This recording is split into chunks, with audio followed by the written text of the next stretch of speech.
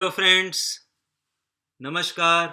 मैं डॉक्टर नलिन कुमार सूरी आज एक नए वीडियो में आपका स्वागत करता हूं। चलिए आज जानकारी शेयर करते हैं कि मिल्क का अल्टरनेटिव क्या है हमारे पास। ऐसे बहुत सारे लोग हैं दुनिया में, ऐसे बहुत सारे पेशेंट्स हैं जिनको दूध सूट नहीं करता। तो चलिए आज यही जानकारी आपके साथ शेयर करूंगा। तो सबसे पहले ये जानें कि दूध हमारे लिए क्यों बहुत ज़्यादा ज़रूरी होता है। दूध एक एक तरह से पूर्ण आहार है। इसमें केवल आयरन नहीं होता या ट्रेसिस में विटामिन सी होता है, बाकी इसमें सब मिनरल्स मिलते हैं, सब विटामिन्स होते हैं, फैट होता है, प्रोटीन होता है और कार्बोहाइड्रेट भी इसमें प्राप्त होता है। तो दूध जो है बेसिकली एक बहुत ज़रूरी है हमारी ग्रोथ और मेंटेनेंस के लिए। इसका बहुत बड़ा रोल होता है।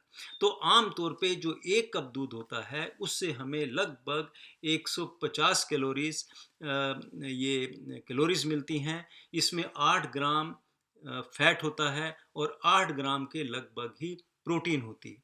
तो ये दूध जो है इतना अच्छा है। और ये देखिए, बच्चे को भी ज़रूरत है, बड़े बूढ़े सबको इसकी ज़रूरत होती है। तो दूध का होना, पीना ये बहुत ही असेंशियल है। अब बात करते हैं, लेकिन ऐसे बहुत सारे लोग होते हैं जिनको दूध सूट नहीं करता।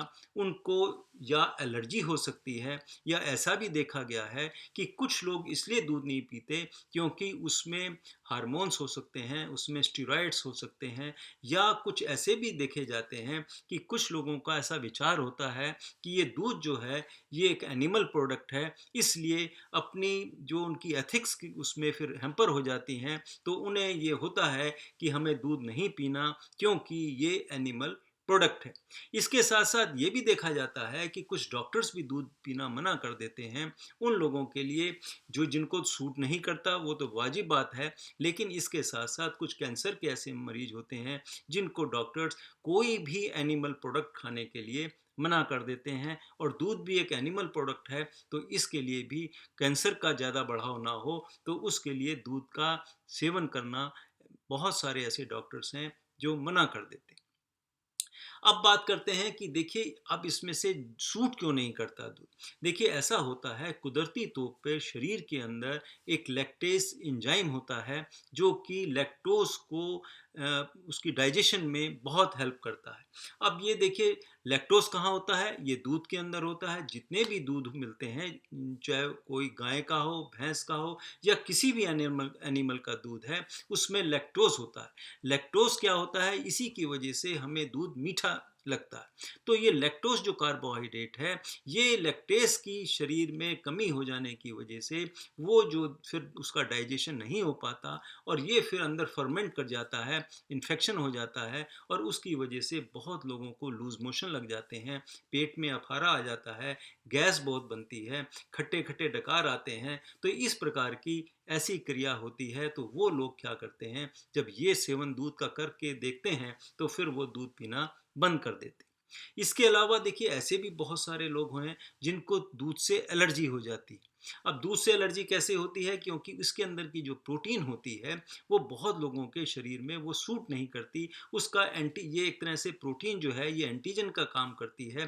तो बॉडी के अंदर फिर रिएक्शन होता है, क्योंकि ये एलर्जी आ गई शरीर में, तो उसकी वजह से फिर ऐसे पेशेंट्स के पेट में दर्द रहने लग जाता है, लूज मोशन लगते हैं, फ्रॉथी स्टूल्स आते हैं, उनके शरीर में खुजली होने लग जाती है, खट्टी खट्टी डकार आ जाती हैं, पेट में अफारा बहुत बनता है, गैस बहुत बनती हैं, और यहाँ तक कि एक्जिमा भी हो जाता है। छोटे बच्चों में ये रैशेस हो जाते हैं। तो ये सारी बातें जो हैं दूध की एलर्जी की वजह से भी ऐसा होता है। कुछ लोगों को दूध की स्मेल ही पसंद नहीं आती, उन्हें जो उसकी उनको स्मेल जो है ये बिल्कुल अच्छी नहीं लगती। तो उसकी वजह से भी बहुत सारे लोग जो हैं वो दूध का सेवन नहीं करते।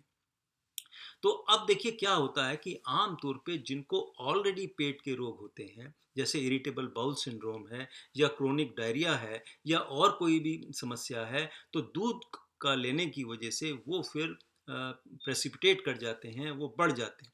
तो उनके लिए क्या करना चाहिए कि देखिए, जिनको दूध सूट करता है, जिन्हें एलर्जी नहीं है, वो अपना दूध के दूसरे प्रोडक्ट्स लेने शुरू करते हैं, जैसे चीज़ है या ये क्या कहते हैं दही है, ऐसी बहुत सारे आइटम हैं जिनका वो सेवन कर सकते हैं। अब देखिए ऐसे भी देखा जाता है कि जिनको दूध सूट ही नहीं करता, उसमें लैक्टेज की कमी होती है, तो उनको किस प्रकार से अपने को थोड़ा ढालना चाहिए कि जिससे वो दूध ले सकें।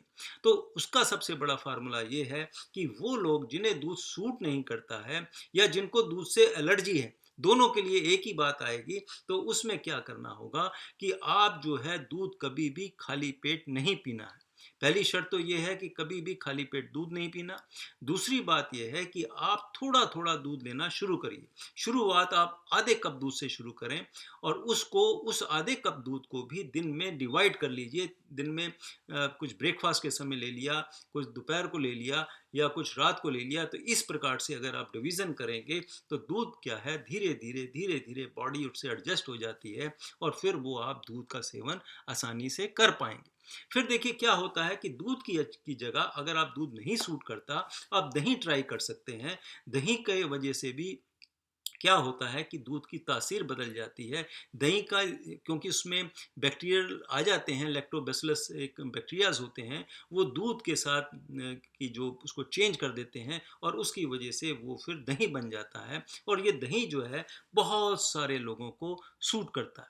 लेकिन ये देखा गया है कि जो इरिटेबल बाउल सिंड्रोम के मरीज होते हैं उनको अक्सर दूध बिल्कुल सूट नहीं करता है। बहुत सारे ऐसे पेशेंट्स होते हैं, तो उनको दही का इस्तेमाल करना चाहिए। और दही के अंदर भी अगर वो इसबगोल डाल लेंगे, बाजार में इसबगोल की भूसी मिलती है, वो सिंपल 4-5 चम्मच एक कटोरे दही में उसे मिलाकर अगर वो रोज रात को सोते वक्त लेना शुरू कर देंगे या दोपहर के समय लेना शुरू कर देंगे तो उनको बहुत ज़्यादा राहत मिलती है और उनको इरिटेबल बाउल सिंड्रोम की जो समस्या बार बार मोशंस आते हैं उसमें भी उन्हें बहुत ज़्यादा मदद मिलती है।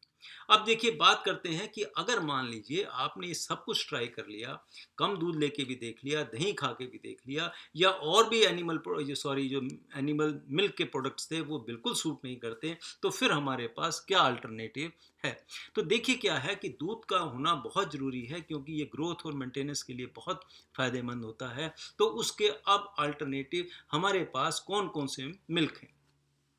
देखिए एक आम तौर पे कुछ ये कॉस्टली आइटम्स होते हैं, जैसे ये बादाम का दूध आता है, ये काजू का दूध बनता है, फ्लेक्स सीड्स का दूध बनता है, ये राइस मिल्क होता है, इसके अलावा ये अपना क्या कहते हैं कोकोनट मिल्क आता है और सोयाबीन मिल्क बनता है। तो जहाँ पर कोकोनट्स बहुत ज़्यादा होते हैं उनको तो बहुत आसानी से वो ये दूध मिल्क जो कोकोनट मिल्क है वो आसानी से पी सकते हैं और वो उन्हें 100% सूट करेगा।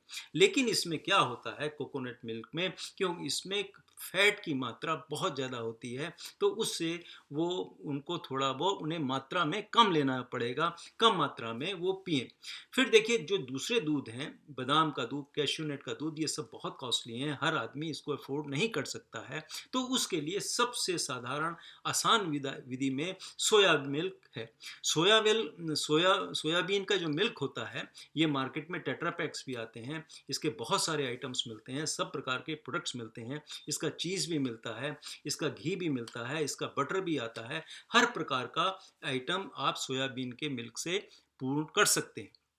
लेकिन इसकी आसानी से विधि कब तक आप बाज़ार से खरीदेंगे, कब तक ये लेंगे, तो आप यूट्यूब पे जाइए, सोयाबीन की का मिल्क कैसे तैयार होता है, उससे और मक्खन कैसे बनता है, उससे चीज़ कैसे बनता है, आप यूट्यूब पर सर्च करेंगे तो आपको बहुत सारे ऐसे मिल जाएंगे चैनल्स पे जहाँ पर इसकी विधि बताई होगी और ये बहुत सस्ता पड़ता है और ये ख़राब भी नहीं होता। फ्रिज में आप 2 या 3 दिन तक इस बनाए हुए दूध का इस्तेमाल कर सकते हैं। तो इसमें क्या होता है कि मात्रा थोड़ी कम होती है, इसमें कैलोरीज भी कम होंगी, प्रोटीन भी कम होती है और फैट भी कम होता है। जो कैलोरीज होती हैं वो लगभग 80 कैलोरीज होती हैं, फैट जो है 4 ग्राम होता है और 1 कप दूध की बात कर रहा हूँ और 4 ग्राम ही प्रोटीन होता है। तो अगर आपको इसके इक्विवेलेंट बनाना है मिल्क के तो आपको डबल पीना पड़ेगा। मान लीजिए अगर 1 ग्लास आप दूध ये अपना एनिमल प्रोडक्ट का दूध पीते हैं, एनिमल दूध पीते हैं, तो उसकी जगह आपको यहाँ पर डबल जो है उसकी मात्रा पिएंगे तो ये लगभग बराबर श्रेणी में आ जाएगा। लेकिन इसमें कैल्शियम नहीं होता और इसके साथ साथ फास्फोरस नहीं होता, तो ये चीज़ें इस दूध में नहीं होती। तो उसकी पूर्ति के लिए आप क्या करें, आप अलग से कैल्शियम की गोली 1 दिन छोड़कर या 2 दिन छोड़कर रोज़ अपना खा सकते हैं। 500-600 मिलीग्राम आप पर डे लेते रहें, सनलाइट में बैठें।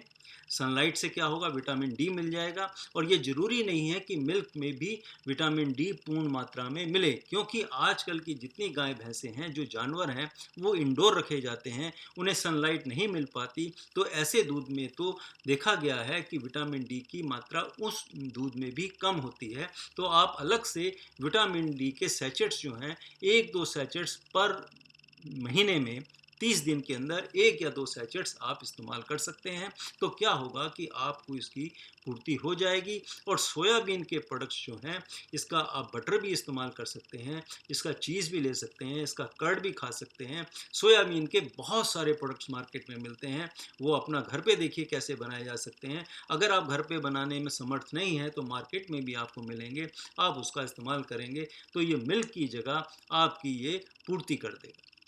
और जो कोकोनट मिल्क लेने वाले लोग हैं, वो वहाँ पर, अगर कोकोनट की बहुत सारी प्रिपरेशंस बनती हैं, वो उसके मिल्क से कैसे कैसे बनती हैं, लेकिन उन्हें कोशिश करनी चाहिए कि कोकोनट मिल्क का जितने प्रोडक्ट्स हैं, चाहे वो ऑयल भी है, इसमें थोड़ा सैचुरेटेड फैट ज़्यादा होता है, ये ज़्यादा मात्रा में नहीं खाना चाहिए। तो इसी के साथ मैंने एक छोटा सा वीडियो बनाया, आशा करता हूँ आपको अच्छा लगा होगा। अगर आप मेरे चैनल पे फर्स्ट टाइम आए हैं, तो मेरा आपसे निवेदन है कि आप सब्सक्राइब भी करें, जिससे कि मैं समय समय पे जो भी आपको हेल्थ के रिलेटेड टिप्स देता रहता हूँ, ये आपकी लाइफ में बहुत काम आएंगे। कहीं ना कहीं ये आपके लिए फ़ायदा करेंगे। आप अपने रिश्तेदारों को, यार दोस्तों में वो बात शेयर कर सकेंगे। इसी के साथ मैं आपसे अलविदा चाहता हूँ, फिर मिलेंगे, किसी और वीडियो पे चर्चा करेंगे। तब तक के लिए नमस्कार, बाय बाय।